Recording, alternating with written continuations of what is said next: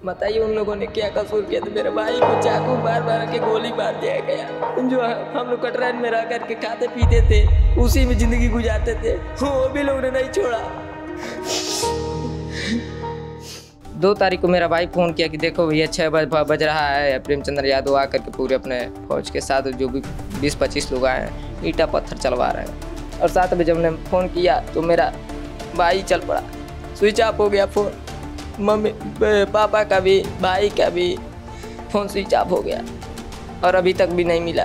क्योंकि यादव परिवार की जो महिलाएं हैं वो कह रही हैं कि आप घर पे थे, हत्या आपने की और आप वहां से फरार हो गए। उसके बाद फिर आपने अपने आप को दिखा दिया कि आप बलिया गए थे, ऐसा आरोप लगा रही है। नहीं, हम 1 तारीख को पहले ही 1 तारीख को हमसे शाम को चले गए थे। जो इनकी पत्नियां भी हैं और उनकी लड़कियां बोल रही हैं कि कौन से हिंदू धर्म में पितृपक्ष में पूजा होता है। कोई भी पूजा को उसको कथा ही बोला जाता है और त्रिपिंडी कराया जाता है। जो अपराधी जो हमारी बहन को गोली पूरे परिवार को मारा है, काटा है, तो उनका नाम है नवनाथ मिश्रा। तो घर ढहवा दिया जाए, बुलडोजर चलना चाहिए। हम सरकार से यही उम्मीद करते हैं जो हमारे परिवार को उजाड़ा है, जो गोली मारा है, उनको सर में गोली मारा जाए और इनकाउंटर कर दिया जाए। जितने अपराधी हैं उनको फांसी की सजा मिलनी चाहिए। और मेरे में हिम्मत नहीं है कि मैं अब रो सकूं, मेरा आंसू भी बहने लायक नहीं है। देवरिया में हुए ज़मीनी विवाद में कुल 6 लोगों की मौत हुई और इन 6 में से 5 लोग एक ही परिवार के सदस्य थे। इस दुबे परिवार में अब सिर्फ 2 भाई बचे हैं और एक बहन जिनकी शादी हो चुकी थी, और 2 भाई जिनमें एक भाई पूजा कराने के लिए बलिया गए हुए थे और दूसरे भाई अभी अस्पताल में हैं। मेरे साथ देवेश दुबे हैं। देवेश, जो आपके साथ हुआ है उसके लिए सब लोग की संवेदना है। मैं ये पूछना चाहता हूँ कि ये विवाद क्या था, कितने दिन से चल रहा था? विवाद तो 14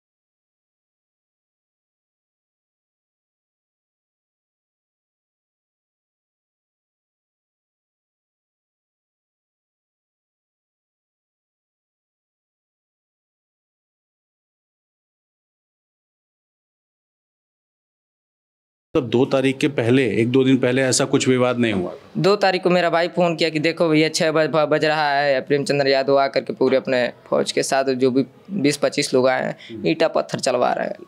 अच्छा, सुबह ही आपको फ़ोन आ गया? जी, तो सुबह में इनका क्या काम था और क्या करने आए थे हमारे घर पे। और 7 बजे हमने फ़ोन किया तो मेरा भाई चल पड़ा, स्विच ऑफ हो गया फ़ोन। मम्मी पापा का भी, भाई का भी फ़ोन स्विच ऑफ हो गया और अभी तक भी नहीं मिला। तो आपके भाई ने जो बताया कि प्रेमचंद यादव के साथ 20-25 और लोग भी थे? जी। अच्छा, तो फिर प्रेमचंद यादव की हत्या किसने की होगी कुछ? अब कौन किया कौन नहीं किया, हम तो थे नहीं, अब भगवान जाने। अड़ोसी पड़ोसी कुछ आपको बताया?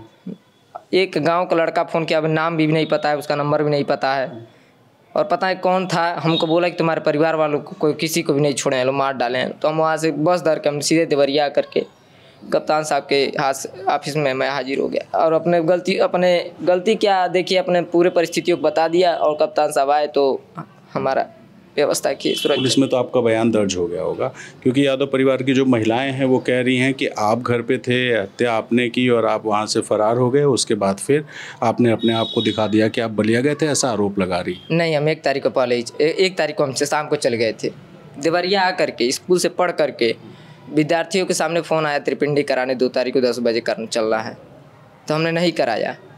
हम देवरिया वहाँ से आ गए 1 दिन पहले, मतलब हम चले गए थे त्रिपिंडी कराने के लिए। अच्छा, पिताजी कभी कुछ जिक्र करते थे क्या इस विवाद को लेके आपसे?